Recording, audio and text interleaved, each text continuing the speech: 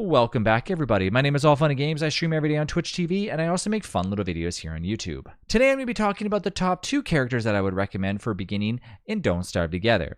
This question gets asked me a lot, just like my previous video where I talked about the top 3 characters in Don't Starve Together.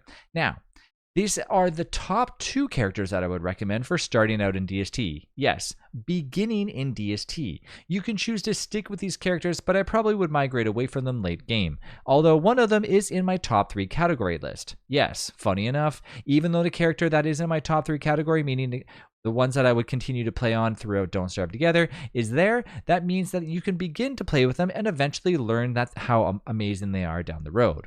So, let's talk about the most obvious, shall we? All right. Well, none other than our friend Little Wilson here. Wilson is able to go through the process of giving you pretty much no downsides at all. Okay. Well, what are his plus sides? No downsides at all. But what are his plus sides? No downsides at all.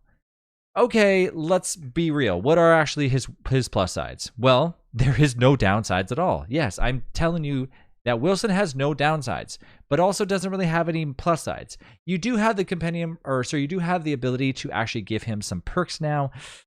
Would that be considered something that I would say are his plus? I mean, maybe. Not yet, anyways. So, what am I talking about? Okay, and Don't Starve Together, Wilson just got an update adding a little bit of a stat tree. Basically, you can go through and say, hey, Wilson, I want you to have the ability to take a torch and let it last longer. Hey, Wilson, I want you to be able to manipulate the shadows. Well, we don't know if that's going to happen yet, but nonetheless, he has a little bit of a skill tree that he can play around with. So, if you click on Wilson and you go through and you actually go into a world, you can mess around with his skill tree a little bit to kind of get knowing how that's going to work. But let's not talk about that too much because I don't want to confuse anybody that's getting into any type of beginners in DST and get a little bit confused. So none other than Wilson has no downsides and really not really many plus sides. So it's basically just a neutral character that basically when you play DST, you can actually use and not have to worry about anything bad happening other than things that might be affected in the world. Versus any other character in DST generally has one downside or a few downsides to worry about. You do not have to worry about that as Wilson. And they just added the skill tree, like I said, which only adds more little positive notes. Not much to make it too crazy to say, wow, that's a really awesome, overpowered character because they don't have any downsides. Now they have the skill tree. The skill tree gives you like a little bit of stuff. It's kind of an encouragement to play the game. I still think this skill tree is probably going to be passed on to other characters, but until we know that for sure, Wilson is the only character that does have that, so keep that in mind. The next character for the number 2 spot is none other than Wendy. This is a character that I talked about in my previous video for my top 3 characters in Don't Starve Together.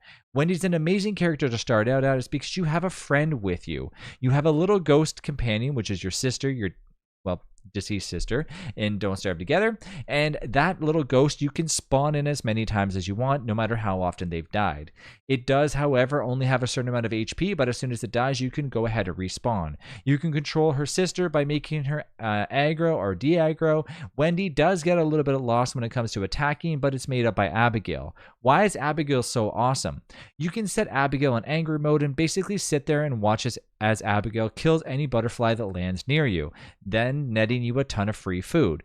You can go next to a ton of spiders and watch as Abigail annihilates all the spiders. You can go next to a bunch of frogs. You get the point. I don't think I need to keep repeating myself. None other than Wendy is just an overall amazing character. A good character to start out as you're not really going to worry too much about losing any general stats other than maybe attacking people a little bit or attacking things a little bit and a little bit less than any other character. But would you really worry about that? Probably not, because when you're beginning in DST, you're going to try to avoid attacking things as much as you can and focus on survival. And Wendy has the ability to eat any types of food in DST, heal from any types of food in DST, and also get you lots of different varieties because of Abigail's awesome crowd control. Basically, if you have a bunch of things around you, spiders per se, say you have 10 or 15 attack you, well, guess what? Abigail can kill every single one of them, depending on her amount of HP. And if she dies, you can just instantly respawn her, no questions asked. Unless you lose her flower, well, that's a whole different ball game, but we won't get too much into that. So, Top 2 starter characters for beginners, Wilson, Wendy. Go out there, try them out, see what you like, and then if you want to follow my other videos where I showcase multiple different guides on how to get further into Don't Starve Together, feel free to watch. I have a guide that gets from the beginning of DST to the very end of 1 year in Don't Starve Together, helping you survive, so feel free to check that out as well. Thanks again for watching. I'll catch you in the next one.